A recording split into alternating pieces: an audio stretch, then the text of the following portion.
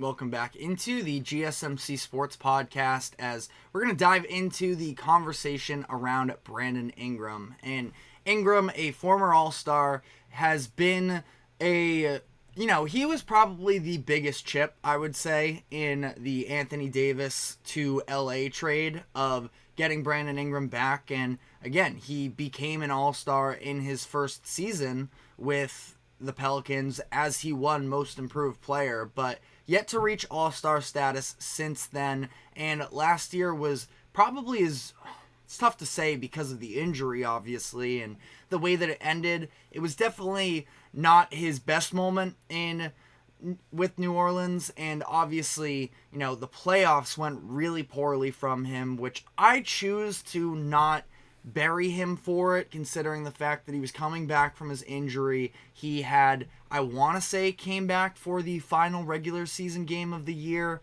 but he was clearly not 100%, and going up against that Oklahoma City defense where they are young, yes, but they were extremely physical, and Lou Dort had him locked up, and Lou Dort is one of the best defenders in the NBA.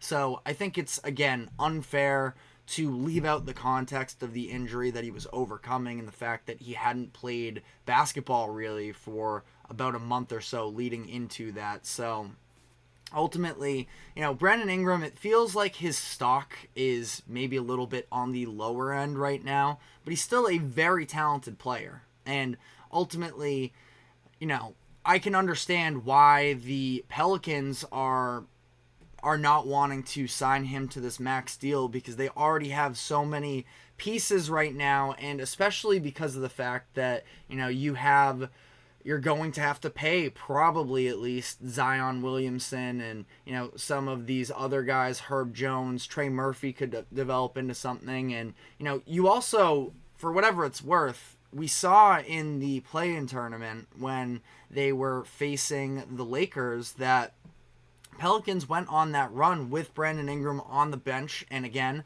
not an indictment on Brandon Ingram, but more of praising the play of some of these other wings that are on the roster, when I think it was Trey Murphy who was in the game for them, and he was really effective for them. I'm trying to look through my notes here to see if I have the exact lineup that was on the court when they go on this run. It was Jose Alvarado, Trey Murphy, Herb Jones, Zion Williamson, and Larry Nance when they went on that massive run to almost pull off the comeback before Zion gets hurt. But again, I think that there are, younger players on the roster as well, where the Pelicans feel like they can get some level of production from them that can be mostly equivalent to what Brandon Ingram provides them and pay them a lot less money. Not to mention the fact that, we have this, of course, second luxury tax apron that they desperately don't want to dive into, because this is a team that, we've been saying for years is very talented, but also, was young for a number of those years, and now it feels like they are trying to ramp up to something more than that. There hasn't really been a ton of evidence up to this point, and yes, we should pour all of our savings into this team right now. So they could maybe be there at some point soon, but I'm not quite sure yet. So it is interesting to consider when you look at what the Pelicans have right now. You have all of these backup wings that can slide into a role, for a bigger role that is for the Pelicans, and now especially with DeJounte Murray on the roster, they have a little bit more of a traditional point guard, CJ, who has done a fine job, I would say, of holding down that role, even though that's really not what he is as an NBA player.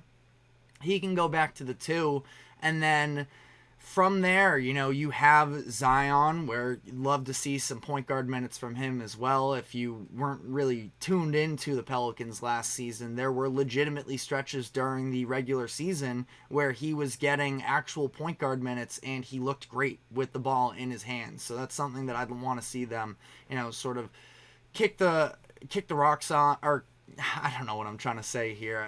Experiment with that a little bit more, but what they really need right now is a center. They have all of the backup wing options that somebody could fill in for Brandon Ingram. It would probably be Herb Jones in the starting lineup.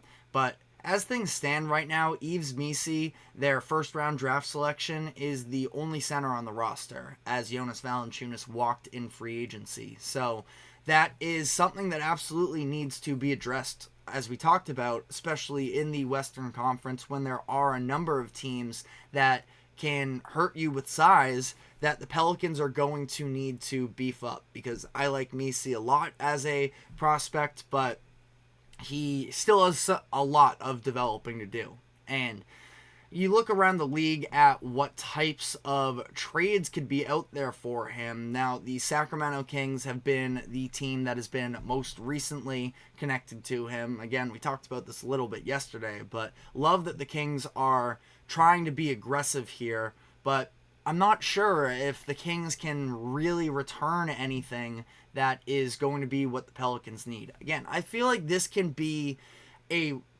have the making of a win-win trade of Brandon Ingram for somebody like, again, just talked about him with the Warriors, Jarrett Allen.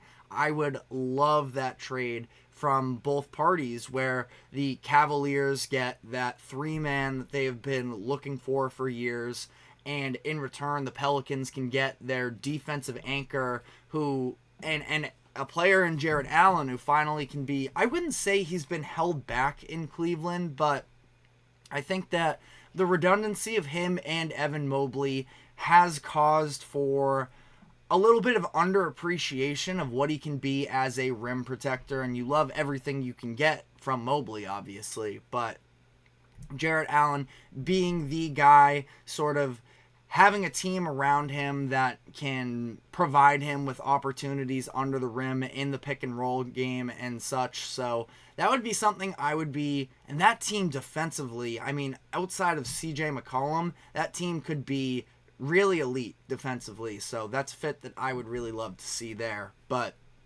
you know, I keep throwing Jarrett Allen in all of these trade situations, and we know that the Cavaliers probably aren't going to pull the trigger on that, but I would love to see a, you know, roster reconfiguration there in Cleveland, and Jarrett Allen is a player that I think a lot of teams could benefit from having. But some of the other teams that have been rumored here are the Golden State Warriors, in trying to pull off some type of a deal there. I think the Warriors would be an interesting fit. You have a player that is a little bit more on ball and can, maybe that's what the Warriors could use right now. Now, obviously, it is the Steph Curry show, and that's what their focus should be. And now I like adding players like DeAnthony Melton and Buddy Hield that can sort of play off ball and get theirs that way, that maybe that's just the direction the Warriors are going to want to go.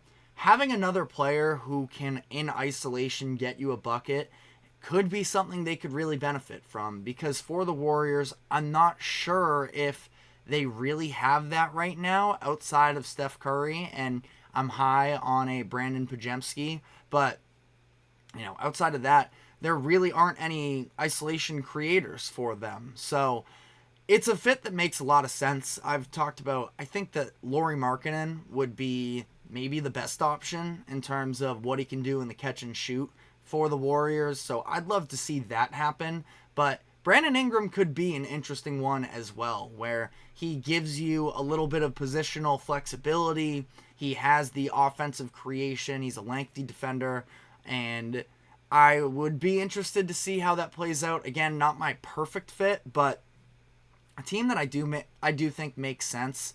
And then, you know, outside of that, I'm really not sure what the options are. Now, the Miami Heat are another team that have been at least in the conversation with a couple of these stars that have moved around. Financially, it would take a good amount for them to overcome. I do feel like Brandon Ingram in Miami could be, you know, potentially really fun with him and Jimmy Butler. You have Terry Rozier as well. It's just a bunch of guys who can get you a shot. And Again, I'm not sure if in this case either the Heat necessarily have the assets to pull this type of a deal off, but that would be a sneaky one that I think could put the Heat back in.